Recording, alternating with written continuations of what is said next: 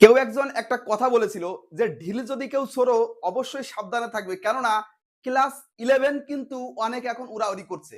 তো ব্যাপারটা হচ্ছে, দেখো এই কথাটা অনেকে ব্যঙ্গার্থেই বলা হয়েছে। ব্যাপারটা হচ্ছে কি, দেখো আমরা এমন এমন একটা পর্যায়ে আছি যে আমরা খুবই চিন্তিত যে এই সময়টা আমরা 11-এ উঠেছি, এখনো উঠিনি, অর্থাৎ উঠবো এবং কি নিয়ে উঠবো, এটাই সব থেকে আমার কাছে সব থেকে বড় প্রশ্ন। হ্যাঁ, আমি কি আর্টস নেব, নাকি আমি সায়েন্স নেব, নাকি আমি কমার্স নেব, এই বিষয়টা নিয়ে অনেকেই উদ্বিগ্ন।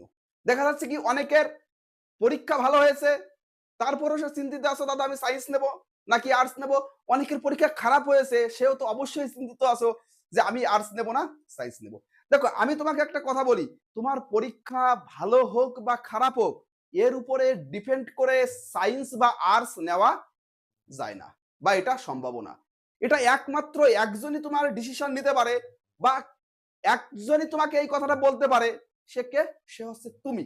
অর্থাৎ তুমি ভালো করে জানো যে তুমি কোন বিষয়টা ভালো এবং কোন বিষয়টা খারাপ, এবং কোন বিষয়টা ভালো কোন বিষয়টা খারাপ, তার থেকে সব থেকে দামি কথা এটা যে তুমি এর পরবর্তীতে কিভাবে লেখাপড়া করতে পারবে। যদি তোমার কাছে মনে হয় যে না, এতদিন পর্যন্ত আমি যেভাবে লেখাপড়া করেছি, এখন থেকে আমি আরো স্মার্ট ভাবে লেখাপড়া করব এবং আমি আরো বেশি সময় ধরে লেখাপড়া করব, তাহলে তুমি সায়েন্স নিয়ে পড়ো।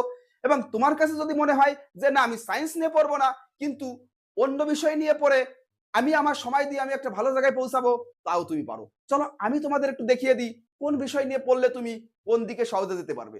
চলো দেখা যাচ্ছে, আমাদের যদি কারো সায়েন্স ভালো লাগে, অর্থাৎ সায়েন্স নিলে যাদের জন্য ভালো, দেখো গণিত, পদার্থ, রসায়ন, জীবন বিজ্ঞান যাদের পছন্দ, ইঞ্জিনিয়ার, ডাক্তার, বিজ্ঞানী হতে চাও, সমস্যা সমাধান ও বিশ্লেষণ করতে ভালো লাগে, তার মানে কি, দেখো তোমার যদি একান্ত পছন্দ হয়ে থাকে, দাদা আমি মেডিকেল বা ইঞ্জিনিয়ারিং, অর্থাৎ ডাক্তার বা ইঞ্জিনিয়ারে যাব, তাহলে ভাই তোমার কাছে কিন্তু কোনো অপশন নেই, তোমার অবশ্যই কি নিতে হবে?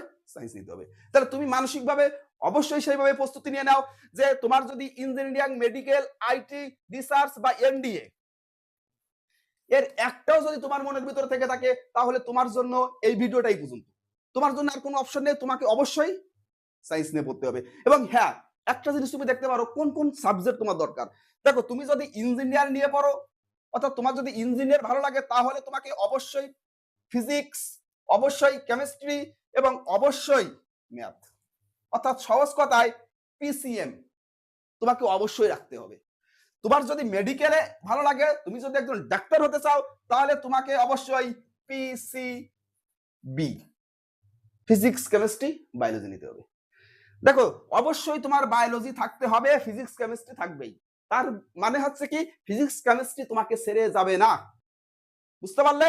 এবার যদি তুমি দেখো এই দিকে যাও, তাহলে বাদ বাকি তোমার এর উপরে ডিপেন্ড করবে, অর্থাৎ ফিজিক্স, কেমিস্ট্রি, ম্যাথ, বায়োলজি। একটা কথা তোমাকে আমি বলে রাখি যে তোমার মাধ্যমিকের রেজাল্ট ভালো হোক কিংবা খারাপ, তোমাকে একটা কথা মাথায় রাখতে হবে যে তুমি যদি ক্লাস 10-এ ফিজিক্স বা ম্যাথ তোমার কাছে কোনো বাড়ির পুকুরের মতো মনে হয়, তাহলে দীঘা থেকে একটু ঘুরে আসো, কেননা এবার তোমার জন্য সেটা হতে যাচ্ছে কি, সমুদ্র। অর্থাৎ তুমি যদি মাইন্ড সেটআপটা এভাবে করতে পারো, তাহলে তোমার জন্য সায়েন্স বেস্ট।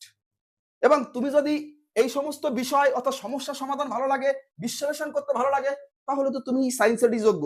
তাহলে কোনো চিন্তা না করে তোমার জন্য সায়েন্স, তুমি সায়েন্স নিয়ে নাও। এবার চলো, যদি তোমার কাছে এইগুলো না থাকে, যদি তোমার আর্টস নিয়ে পড়তে ভালো লাগে, দেখো একটা কথা বারবার করে বলছি, পছন্দ তোমার। এই পছন্দ তোমাকে কেউ করে দেবে না।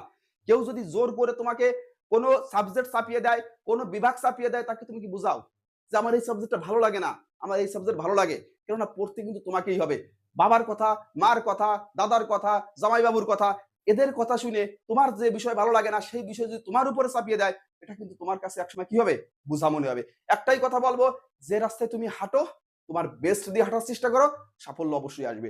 চলো দেখা যাচ্ছে আর্টস নিলে তাদের জন্য ভালো, দেখো ইতিহাস, রাষ্ট্রবিজ্ঞান, ভূগোল, ভাষা পছন্দ, লেখালেখি, পড়ানো, সমাজ বিষয়ক চিন্তা ভালো লাগে, ক্রিয়েটিভ বা তত্ত্বভিত্তিক বিষয় পছন্দ, ভবিষ্যৎ সুযোগ কি আছে, teacher, professor, civil service, IAS, WBCS, law, journalism. দেখো এই যে যে বিষয়গুলো আমরা বললাম, এগুলো তুমি কি করে সায়েন্স নিয়ে পড়ে হতে পারো। হ্যাঁ একটা কথা, এগুলো যদি তুমি আর্টস নিয়ে হতে পারো। হ্যাঁ একটা কথা, তুমি যদি সায়েন্স নিয়ে পড়ে থাকো, তাহলেও কিন্তু তুমি এই প্রত্যেকটা বিষয়ের দিকে তুমি যেতে পারো।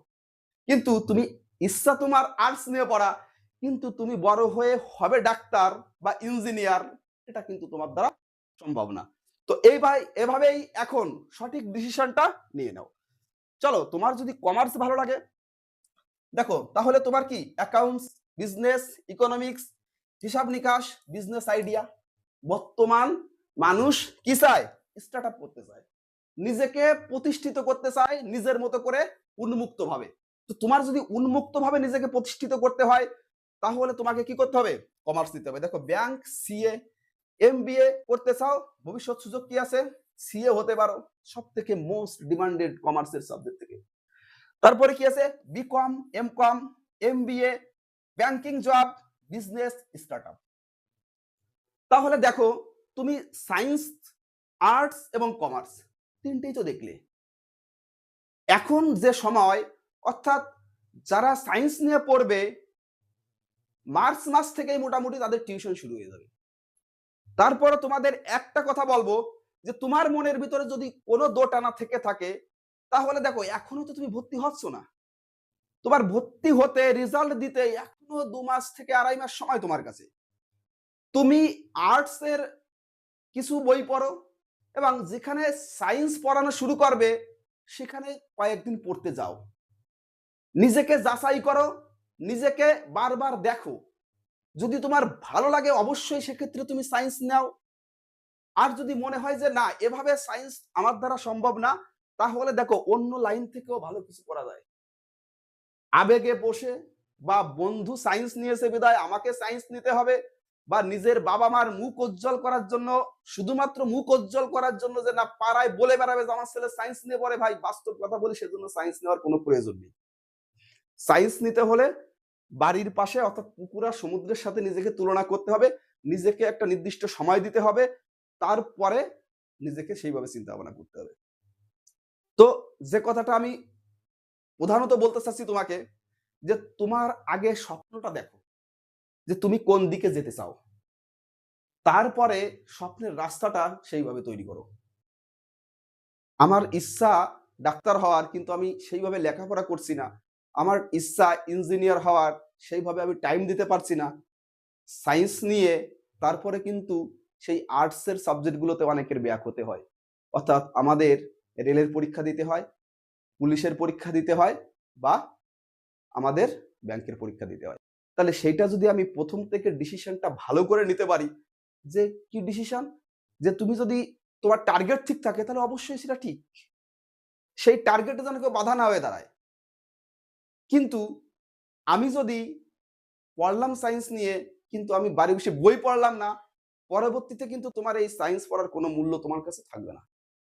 তাই একটা কথা আবারও শেষে বলছি, এই মাধ্যমিকের রেজাল্ট তোমার ভালো হলেও যে তোমার 11 এ সায়েন্স তুমি ভালো, মাধ্যমিকের রেজাল্ট তোমার খারাপ হলেও তোমার 11 এর জন্য তুমি যে খারাপ, এটা কিন্তু না।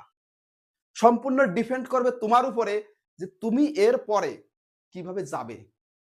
তোমার যাওয়াটা যেন অবশ্যই ভালো হয়। তাহলে অবশ্যই তুমি সায়েন্স নিয়ে পড়ো, আর্টস নিয়ে পড়ো, আর কমার্স নিয়ে পড়ো, অবশ্যই তুমি ভালো জায়গায় পৌঁছাতে পারবে। এবং শেষ কথা যেটা বলতে চাচ্ছি, নিজেকে বারবার প্রশ্ন করো, এই যে সময়টা আছে নিজেকে যাচাই করো। তোমাকে তো আমি দেখিয়ে দিলাম কোন বিষয় নিয়ে পড়লে তুমি কি হতে পারবে। নিজেকে প্রশ্ন করে তারপরে ডিসিশনটা নাও, কেননা এই ডিসিশনটাই তোমার জীবনের সব থেকে মূল্যবান ডিসিশন। এখনকার সময় অনেক মানুষ আছে, বা অনেকেই আছে, যে তারা বিভিন্নভাবে নিজের জায়গায় সাকসেস। সব থেকে বড় কথা হচ্ছে, জীবনে সাকসেসটা প্রয়োজন। তুমি যেটা সব থেকে ভালো পারো, তোমার কাছে যেটা সব থেকে সুন্দর মনে হয়, এবং তুমি যে বিষয়টা নিয়ে থাকতে ভালো লাগে, তুমি সেই ডিসিশনটাই নেবে। এখানে তোমাকে ডিসিশন কেউ নিয়ে দেবে না। আর আমি ভালো করে জানি যে তোমার ডিসিশন নেওয়ার ক্ষমতা তোমার ভিতর অবশ্যই আছে। তো এই ভিডিওটা এই পর্যন্তই থাকলো। যদি ভালো লাগে, তোমার মতো যদি তোমার বন্ধুরাও কোনো ডিসিশন নিতে সাহস পাচ্ছে না, বা কি ডিসিশন নেবে ভাবতে পারছে না, অবশ্যই তার মাঝে ভিডিওটা শেয়ার করে দাও। ধন্যবাদ।